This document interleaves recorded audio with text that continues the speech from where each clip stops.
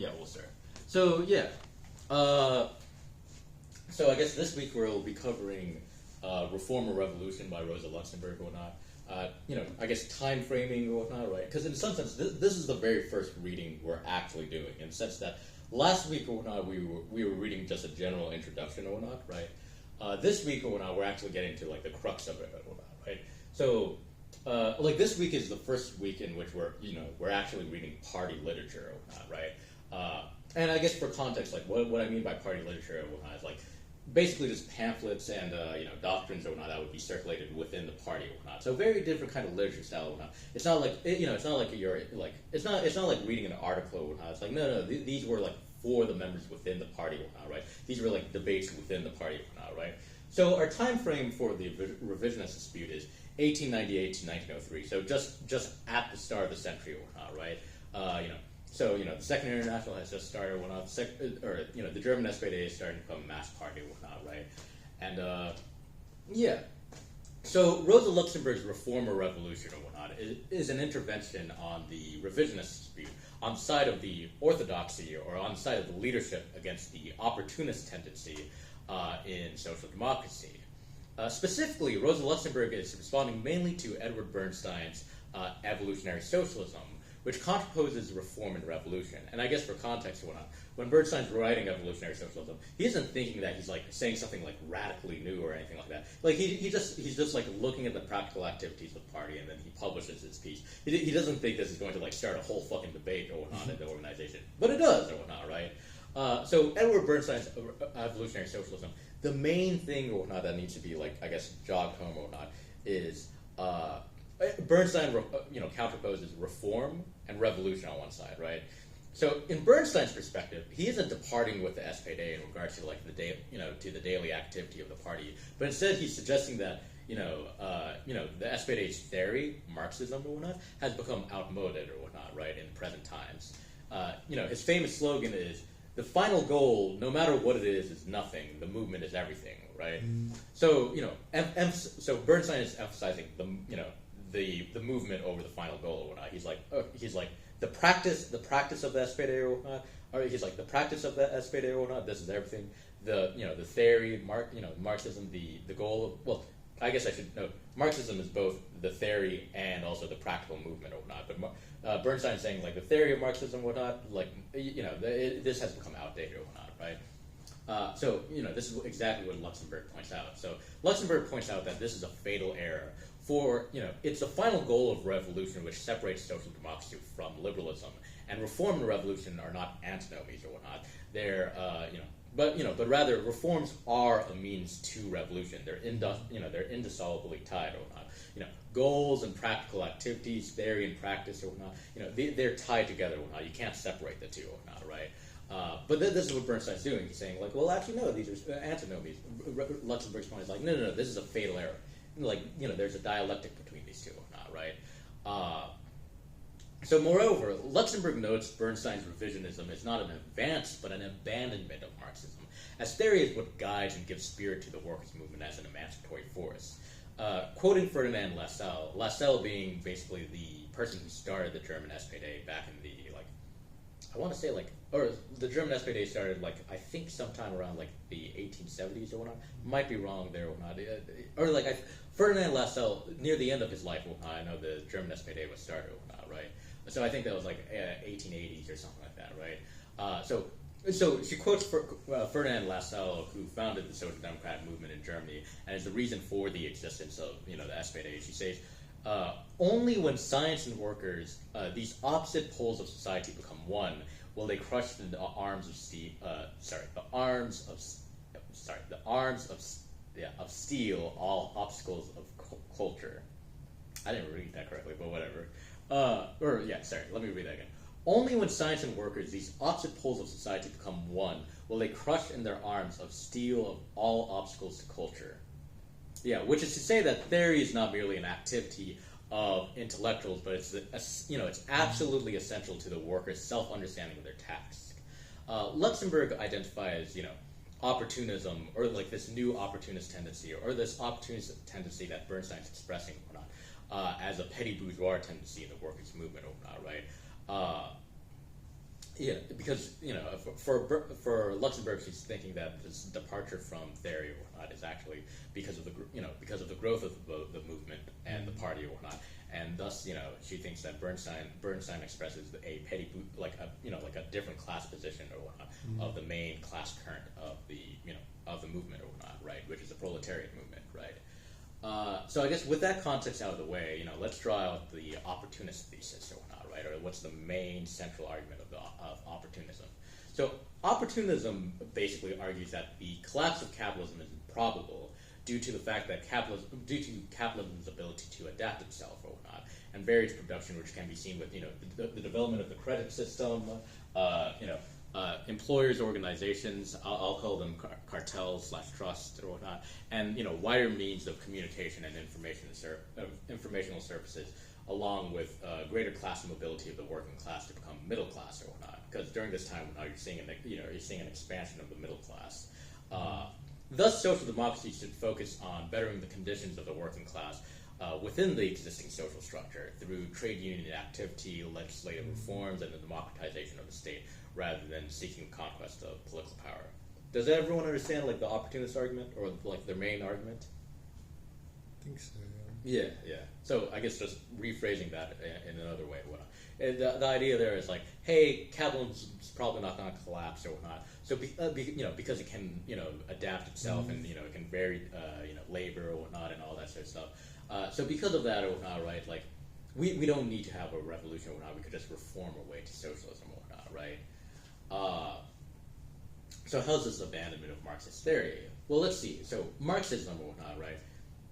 Marxism has many principles, but it's founded on three basic principles or whatnot, right? These three basic principles is one, that the internal contradictions and disorder of capitalism will inevitably bring about its crisis, right?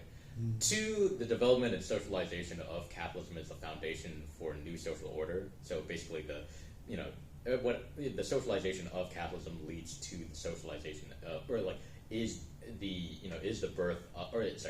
foundation or is the framework of the socialization in socialism, right? And three, the proletariat is the active agent of revolution that develops itself through advancing its organization and consciousness or whatnot. So putting that in just to 3 words or whatnot, Marxism has 3 principles: crisis, socialization, and crisis, socialization, and subject or whatnot, right? Or crisis, socialization, and proletariat or whatnot. Proletariat is subject. There is going to be a general crisis in capitalism, and to the socialization of capitalism or whatnot is what leads to the socialization in socialism or whatnot, right? So explicitly, revisionism rejects this first principle. They say, revisionism says, no, there's not going to be a crisis, or the crisis is highly improbable or whatnot, right? So it rejects that explicitly or whatnot. But subtly and unconsciously, it also rejects the latter two. It also rejects latter two, and in doing so, it basically abandons the whole task of socialism or whatnot, right? Because if you reject the idea, or if you reject the possibility of a collapse in capitalism or whatnot, socialism ceases to be a historical necessity or whatnot, right? If you say the adaptation of capitalism is proof of the foundation of socialism or whatnot, then you ignore the fact that adaptations in capitalism only mitigate the internal contradictions of capitalism, and it actually suppresses the class struggle or whatnot. It's not the socialization itself. And then 3, if you say that capitalism can be managed and thereby transformed into socialism or whatnot by mere social engineering or whatnot, then you actually say that then you're saying that revolution by the proletariat is not necessary. It's superfluous or whatnot, right? So this leaves us in a grave dilemma or whatnot, right? Either revisionism is correct and socialism is but a fantasy, or socialism is a historic necessity and revisionism is incorrect or whatnot, right? So basically what I've just summarized or whatnot is the introduction and chapter 1 or whatnot. Chapters 2, 3, and 4 or whatnot is basically Rosa Luxemburg, in some sense, or is Rosa Luxemburg basically proving, or is basically disproving revisionism or whatnot, or this revisionist thesis or whatnot, that we could just reform a way to capitalism or whatnot, right? So I'm going to talk about these boards briefly. In some sense or whatnot, what I present is I presented the argument, and then here's the proof or whatnot, right? Or like here's Rosa Luxemburg's proof of like no, or like revisionism is wrong, whatnot, right? So first of all, what the fuck does adaptation of capital mean or whatnot, right? So when Bernstein uses this term adaptation of capital, what he's referring to or whatnot is the credit system, cartels and trusts, and then the general expansion of the information of communications and informational systems or whatnot, right? In regards to the credit system or whatnot, right? The primary function of the credit system or whatnot is to extend production and facilitate exchange or whatnot. On appearance or on first glance or whatnot, like the contradictions managed by the credit system or whatnot is that it looks like the contradiction between the expansion of property and private property or whatnot is curtailed or whatnot, right? How so or whatnot, in the sense of like by having by everyone sharing or like by having like a credit system, by having in some sense like everyone sharing or whatnot, right? What's it called? By crossing the bounds of private property or whatnot, right? You allow for an expansion of property or whatnot, right? Or expansion of markets or whatnot, right? And also it manages the contradiction of the need of the capitalism's need to overproduce and the restriction of consumption or whatnot, right? There's a passage we can read it here or whatnot, but like I'll just point out the contradictions here or whatnot. If people have questions or whatnot, we can pull up the passage or whatnot during the discussion section or whatnot, and then like actually go through like Luxemburg's line by line proof or whatnot of like how this is not the case or whatnot, right? But basically like the contradictions managed that like Bernstein tries to point out is like, oh yeah, it manages these two contradictions: the expansion of markets and private property, and capitalism's tendency to overproduce or whatnot. But when you have a restricted amount of consumption or whatnot, right? But Luxemburg says no, actually. Instead of these contradictions being managed, what's actually happening is these crises are actually furthered or whatnot, right? What you actually see is you see the mode of production and mode of exchange or whatnot become like the contradiction between the two become even more attenuated or whatnot, right? Or sorry, attenuated or whatnot by this by this credit system or whatnot, right? And then another thing that she points out or whatnot is like private property relations or whatnot, or ownership ownership over the means of production, and the relations of production actually come into contradiction with the credit system or whatnot, right? She does a similar analysis with cartels and trusts or whatnot, right? That the primary functions of cartels / trusts or whatnot is to regulate production through monopolizations or whatnot, right? So you have these employer organizations or whatnot, right? In some sense or whatnot, right? The contradiction that's managed or whatnot is like the competition in the free market, right? When you have these monopolies or when you have these employers organizations, they can like control or whatnot, right? Like how resources are given or whatnot. This anarchy of production or whatnot. But Luxemburg's actually, and this is where it's interesting. Luxemburg's actually like, no, this monopolization of production or whatnot, or this regulation on competition or whatnot, right?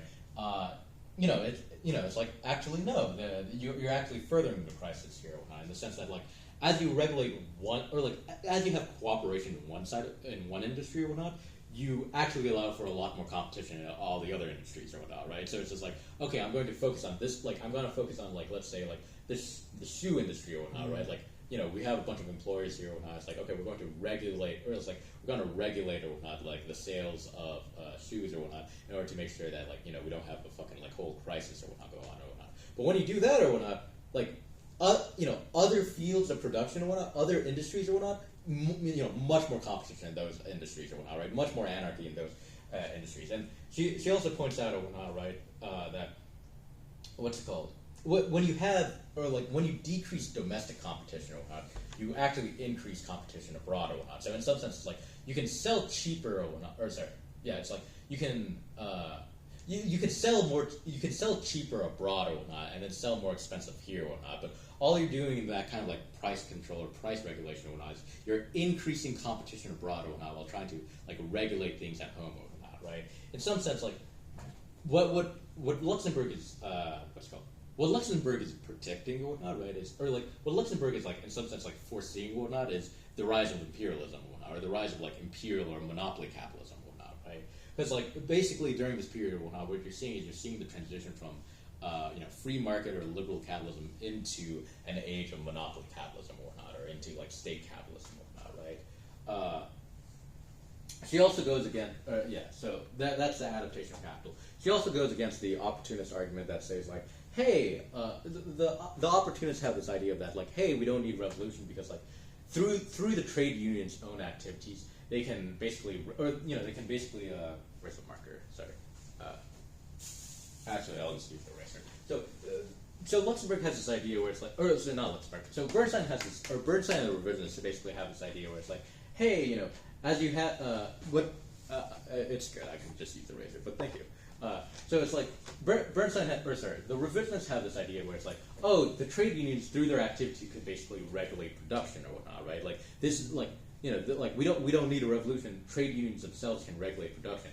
And Luxemburg's like, no, what are you talking about? The only thing that like trade unions can do or whatnot is they can only realize the market price of labor power or whatnot, right? Because like when you get into a union, when you get into a trade union, all it is it's a defensive measure or whatnot, right? All you're doing is you're just trying to be like, hey, like what is the market value? What is the market price of my wage or whatnot? What is the market value of my wage or whatnot? And it's basically fighting for that because what the capitalists want to do is they want to pay you as little as possible or whatnot, right? The only thing that trade unions are able to do is be like, no, what's the market price of my my labor? But the thing is, trade unions can't ask for higher than that because the capitalists when they're paying their workers, they're also regulated by the market or whatnot, right? So because of that, like the best that trade unions can do by themselves or whatnot is they could just only realize the market value of their wages or whatnot, right? And then this is helpful during boom cycles or whatnot. But what happens when you have a bust cycle or whatnot, right? When you have a bust cycle or whatnot, trade union activity has to go on the low or whatnot, right? So then she also points out like the revisionists have this idea where it's like, oh, through labor legislature or whatnot, right? You could have the penetration of society into the state or whatnot, right? Or like could have this basically idea, it's basically this idea where it's like, hey, through reforms or whatnot, right? You can have like much more control, or you can have like the workers, I guess take control or like slowly take control or whatnot of industry or whatnot. I think the formula or whatnot that I think it's Bernstein or whatnot. It's either Bernstein or this other guy named Conrad Smith, who's also a revisionist. I think the formula they have is like, hey, you first have these labor legislatures basically make the capitalist go from like an owner of production to a simple administrator to eventually just like you have it's just like the workers own the means of production or whatnot, right?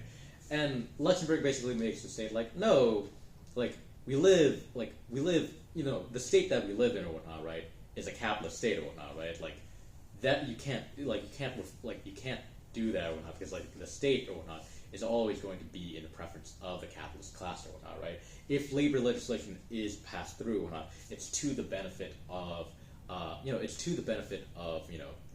capitalist class or whatnot, right? Which gets into kind of the chapter 4 or whatnot, where she points out that like capitalism is a state or whatnot, or like in Marxism or whatnot, there's this constant phrase or whatnot of like we live in a class society, or the state is a class state or whatnot, right?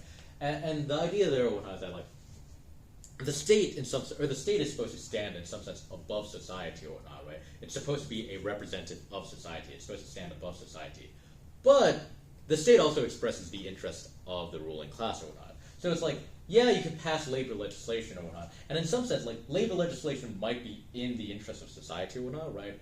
But as soon as and it's like so like what's it called? If it's in the interest of society or whatnot, it's also like there are interests of the capitalists or whatnot that are also in the interest of just all of society or whatnot, right?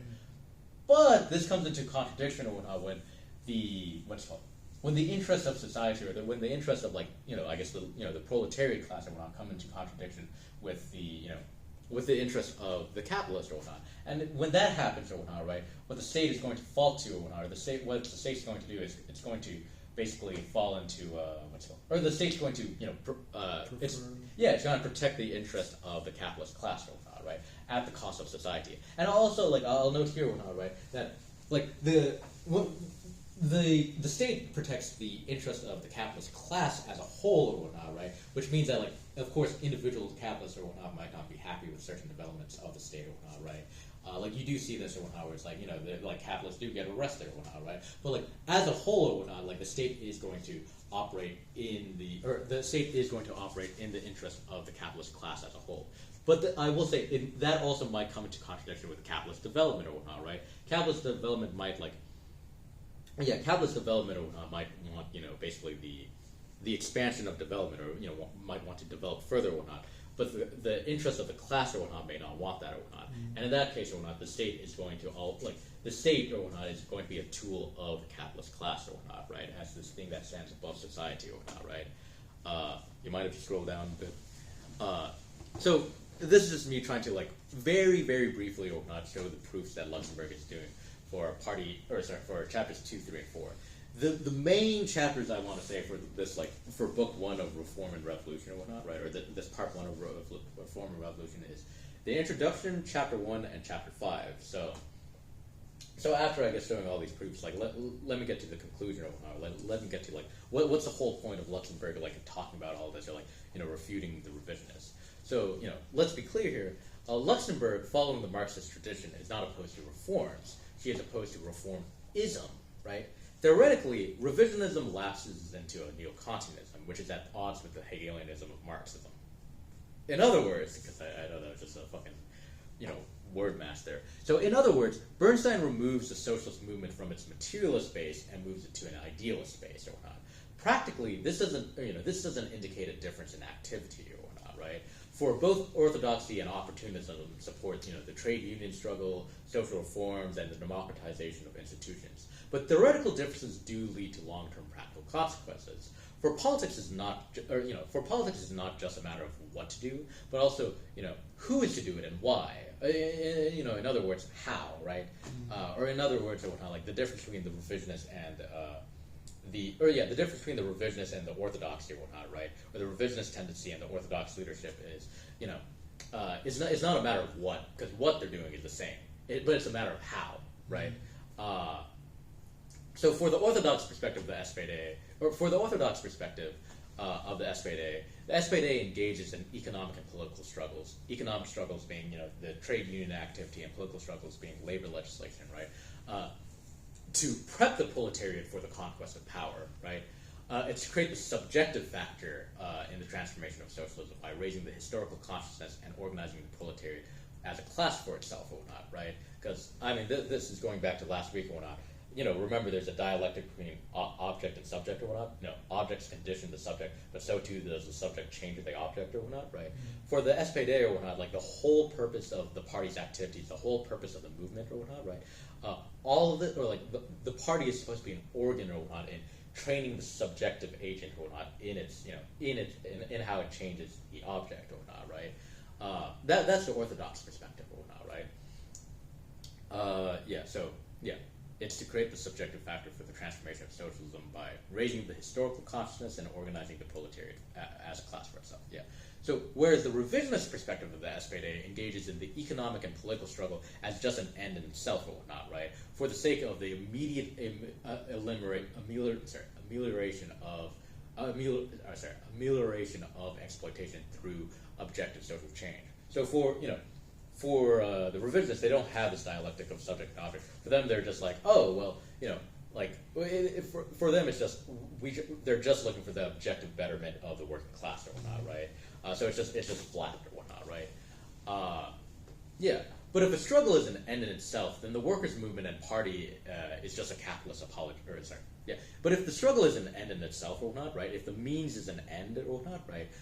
So if the struggle is an end in itself, then the workers' movement and party is just a capitalist apologia that becomes, on the one hand, utopic in bastardizing socialism as an idea, as bastardizing socialism as an idea into an ideal, right? So the difference there between idea and ideal or whatnot, right, is from making socialism being this idea of like, oh, this is a historical necessity, this is a historical task or whatnot, right? All of history has been leading up to the proletariat seizing power or whatnot, right? To an ideal where what I mean by ideal is like, no, this is an internal task where it's like, oh, you know, like, it's like what socialism is just this like constant improvement and whatnot, right? So it's like, and just to give an idea of the difference between idea and ideal, or this, a historic task versus an ideal task and whatnot, right? It's, you might give yourself a historic task where it's like, well, you might give yourself a historic task in the sense of like thinking like, oh, I'll graduate college or whatnot, I'll earn a degree or whatnot, right? Like, it's like, no, there is something you're trying to achieve, there is a goal there, whatnot. I'm trying to get a career, this is all that sort of stuff. But an ideal is like, oh, I'm just like, I'm just pursuing education or whatnot. Maybe you're not looking for a qualification, but it's like the idea there. It's like, oh, as I pursue my education or whatnot, like I'll achieve freedom or whatnot, right?